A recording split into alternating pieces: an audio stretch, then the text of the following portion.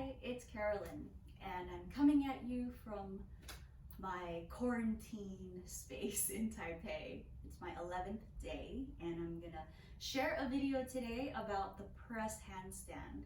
And this is something that a lot of people ask me about.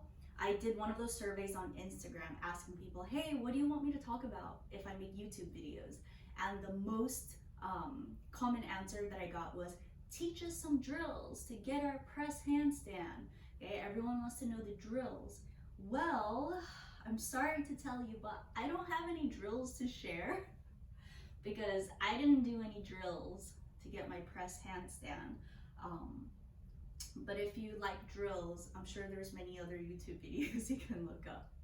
However, I can share with you my journey to the press handstand and how I figured out that I can do it. And how I worked up to that. So I know a lot of people are not gonna like to hear this, but how did I discover that I can press handstand? Well, one day I was literally at work in between classes and just, giving myself a stretch. I was just like, oh, fold forward. Oh, this feels nice. Okay, I'm folding. And my hands were touching the floor, and suddenly I was just like, I wonder what it would feel like to try to do a press handstand. I wonder what would happen if I just pushed the floor and lifted my feet. And then that happened. And I was like, whoa, that was weird. I never thought I could do that. Okay, but of course I didn't just wake up one day and I was born with this ability. No. But I have to tell you the truth, I did not train for the press handstand or train my body to work towards a press handstand ever. So I started to think about, well, why am I able to do this? Well, and of course I was very excited. So after I figured out that I could, I started practicing it more. And to let you know, my last 3 years of what physical things I was doing in the last 3 years is that I was doing yoga, and specifically Ashtanga, okay? And I started to think about all the postures that I do in Ashtanga, and I realized, oh my God, the Ashtanga practice, is exactly everything I needed to help me get towards this press handstand, which is why I was suddenly able to do it when I tried to. Okay, so I broke it down to see what exactly in the Ashtanga practice can help us towards the press handstand. Okay, so 3 categories. The first one is flexibility. You gotta be pretty open on the posterior side of your body, right? That's the whole back side of the body, back of the legs, all of this, okay? So that's one. Second thing is you gotta have some upper body strength, specifically shoulder stability, 2. Okay, that's number 2. Number 3 is you gotta be comfortable being upside down. And in the Ashtanga practice, every practice, there's some upside down opportunities. Okay, so let's talk about that. Number 1, flexibility for the back side of your body. There's so many. If you look at the primary series of Ashtanga yoga, most of it, you're just folding forward one way or another. You're standing, folding forward. You're sitting, forward, folding forward, over and over again. So I'm not gonna talk through all of them. You can just do a whole 90-minute lead class for that. But there is one specific posture that I'll talk about. To me, is the deepest forward folding posture in the primary series, and it's called Karmasana. Okay, so in Karmasana, we're pretty much folding our body into a pancake.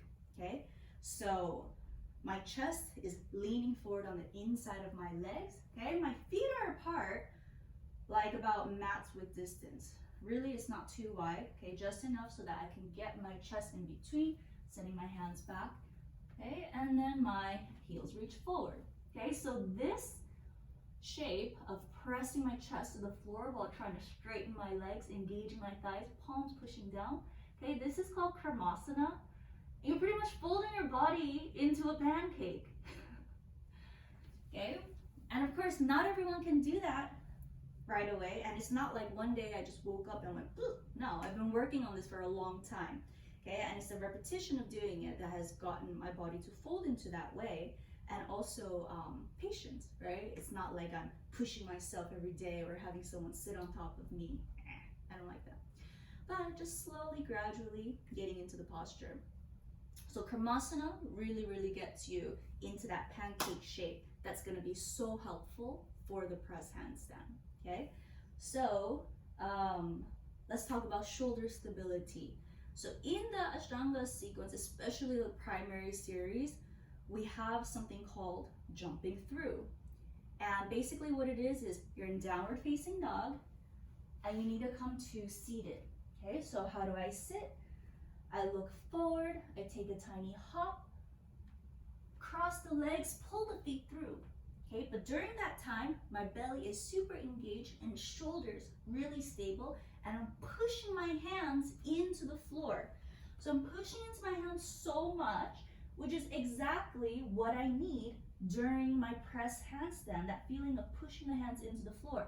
I'm pushing to get my feet through. So in the Ashtanga primary sequence, we do that, well, I didn't even count, but a lot, because between every seated posture, you gotta do that, right? I don't know, at least 10, 15 of them, I don't know, for each practice. So that really helps to build that shoulder stability. And also in the second series, for those of you who work up to the second series, there's the crow pose, Bakasana, right? Bakasana gives you the opportunity to learn how to have all your weight in your two hands in this crow pose. Okay, so not only being able to do this, but Bakasana B, okay, Bakasana B, we don't just walk and put the knees on top of the arms. We have to kind of hop forward, okay? Here, when I'm hopping forward, again, I'm pushing so much into my hands and finding that shoulder stability, core engagement, so that I can land my knees by the armpits.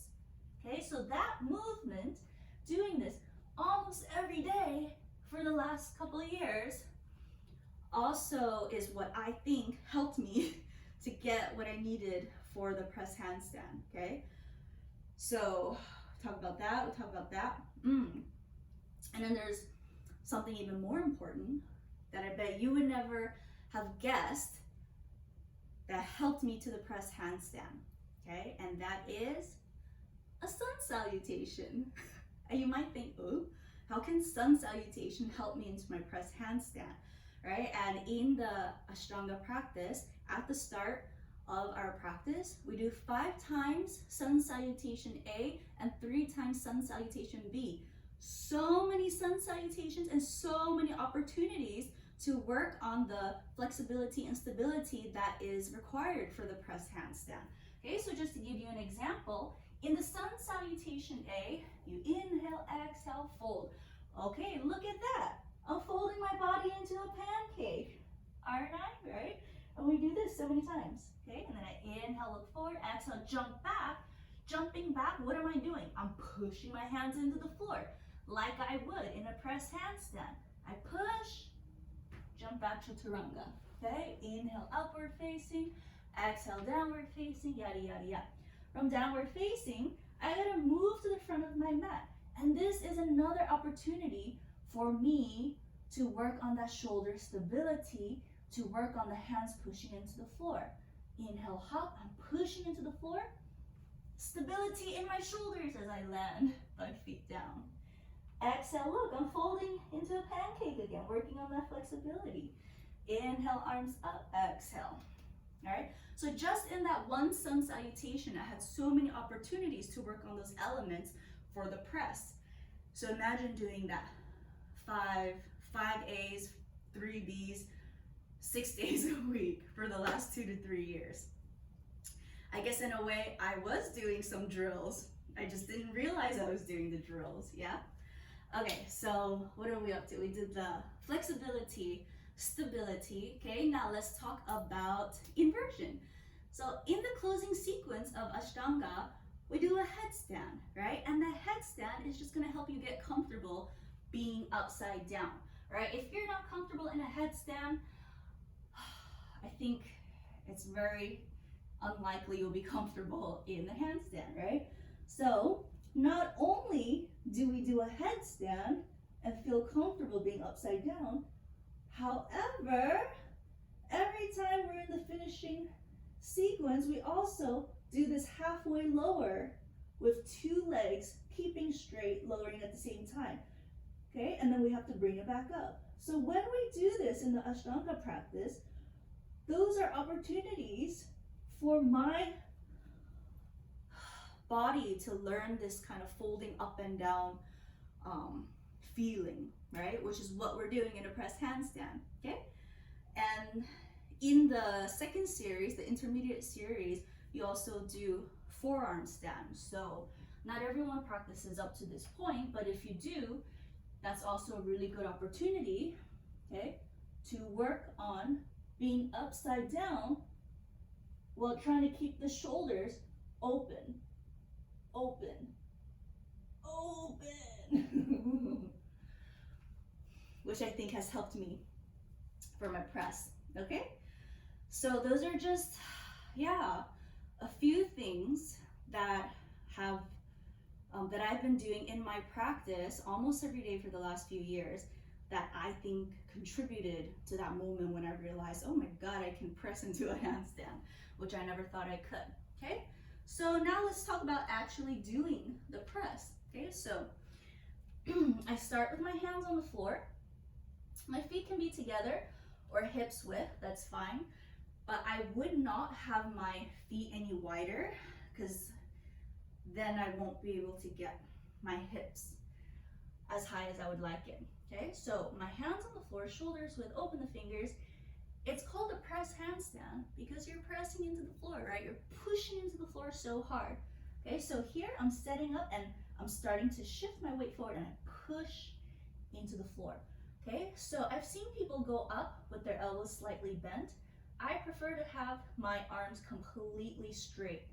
Okay, so I lock out my arms, pushing my palms to the floor. I come onto my tippy toes and I'm lifting my heels. Okay, this is really important. I round my back, okay? I round my back. As I lift my heels, my butt, the weight of my butt kind of moves up over my shoulders. Now my toes get really light and then I lift the feet. I still push down through my hands. And at that moment, as my legs keep going up, I'm gonna have to try to remove this planche from my shoulder. Okay, it's hard to talk and do. Let's see if I can do one. Hands on the floor. Okay, I'm on my tippy toes. I lift, I lift, open the shoulders, engage the legs, send the feet up. Woo! Something like that, yeah? So, main things, I keep pushing, right? I keep pushing. And the other thing is, when I come onto my tippy toes, I'm sucking my belly in, but I'm keeping the thighs close to my body, okay?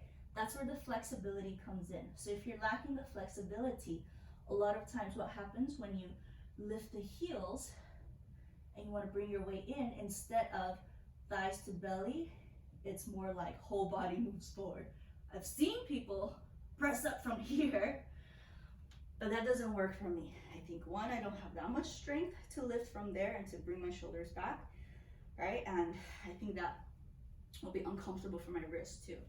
Okay, so for me, I kind of rely on my flexibility to get me to that starting position.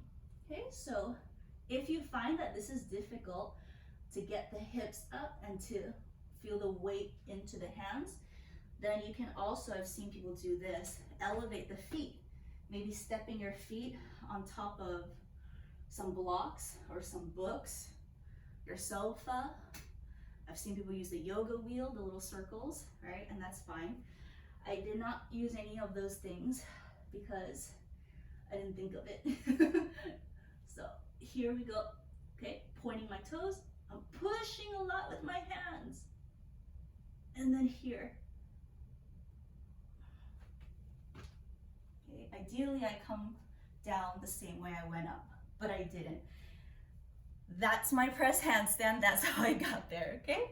So I hope you enjoyed that. And honestly, drills are really good.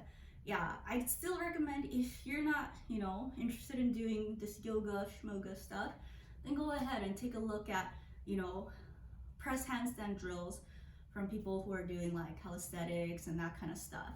Otherwise, if you're more into the yoga way of doing things, then this is a great way to do it. Incorporate these yoga postures into your daily yoga practice. And if you like Ashtanga, give Ashtanga a try. If you don't like Ashtanga, that's okay. You can still pluck out those pieces, those postures into your yoga practice, whatever makes you happy. Okay? Have fun. I hope this was helpful and not disappointing. Thank you.